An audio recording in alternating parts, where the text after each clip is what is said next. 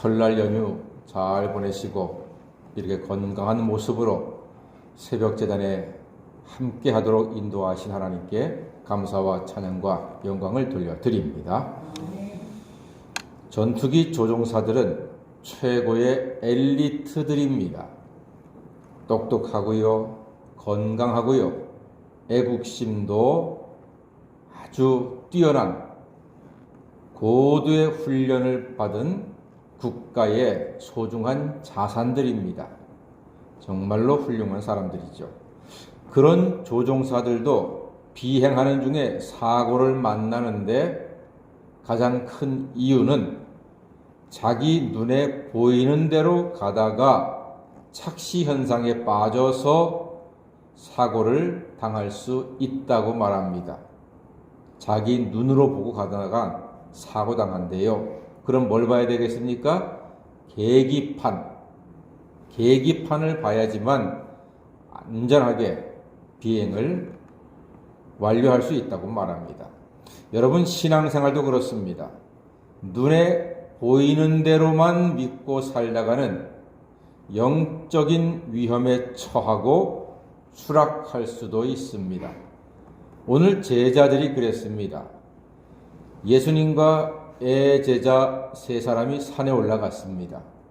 예수님께서 기도하실 때 어떤 일이 일어났는고 하니 29절 말씀 보니까요.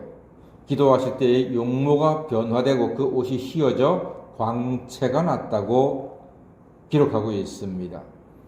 제자들이 그 장면을 직관했으니, 직접 보았으니 얼마나 황홀했겠습니까? 제자들이 졸다가 눈을 떴는데 놀라운 장면이지요. 무엇을 봤습니까? 32절 한번 읽어보겠습니다. 시작.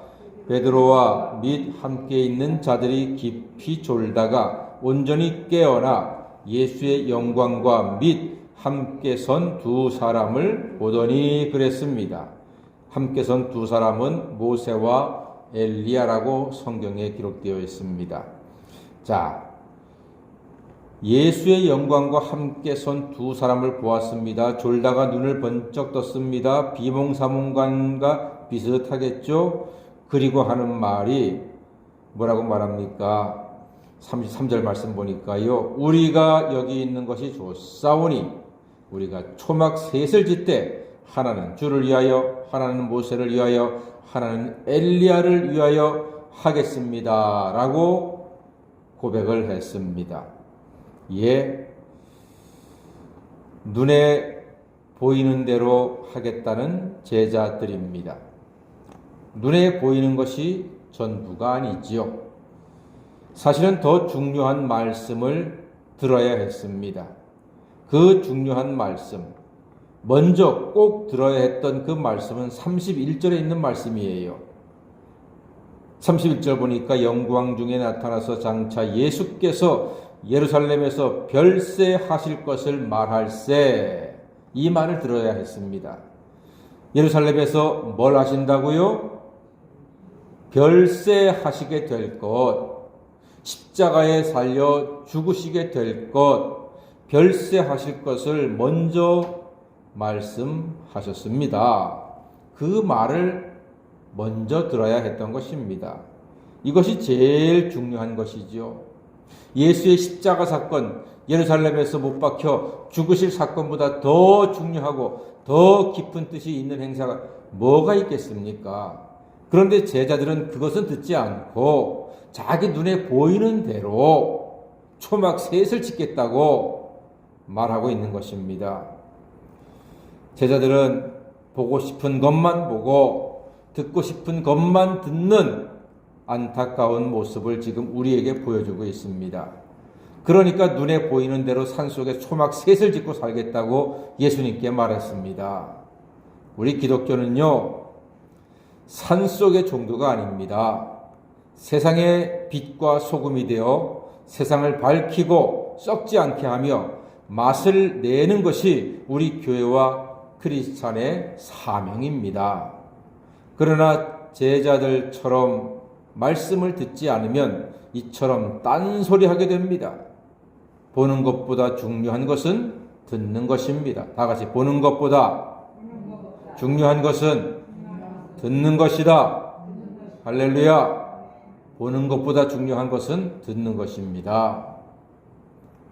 제가 예전에 베트남과 캄보디아 선교 여행을 할 때 보는 것을 이해하고 보는 것이 나에게 지식이 되기 위해서 먼저 잘 들어야 한다는 사실을 깨달았습니다.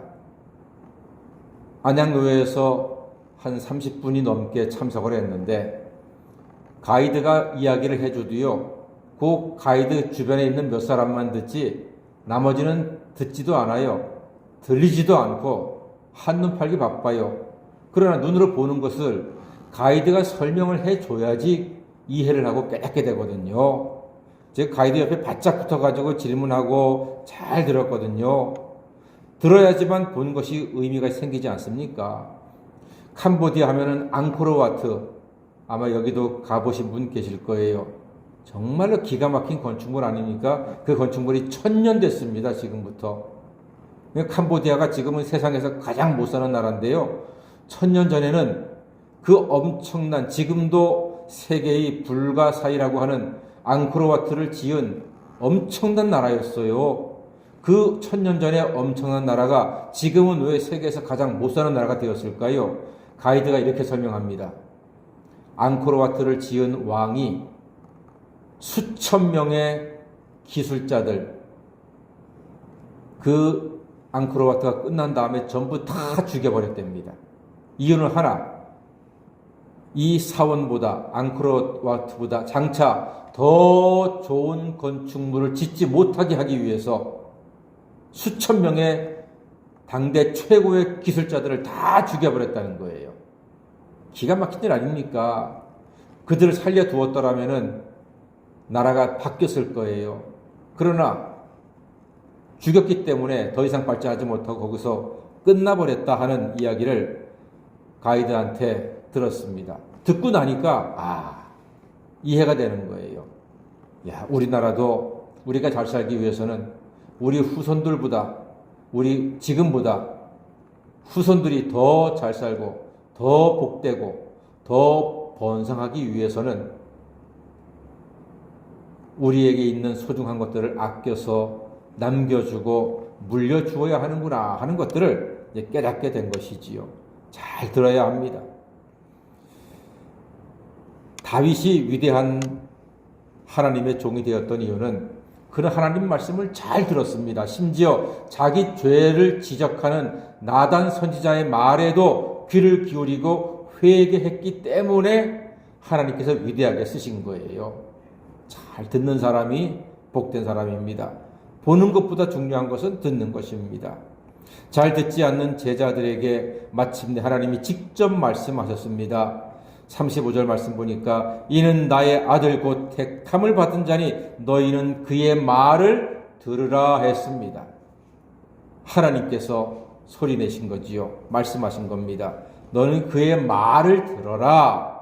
이렇게 말씀하셨습니다. 그렇습니다. 들어야 온전케 되고 들어야 살고 들어야 하나님의 뜻을 깨달아서 이루게 되는 것입니다. 믿음은 들으면서 난다고 했습니다. 말씀을 잘 듣는 것입니다.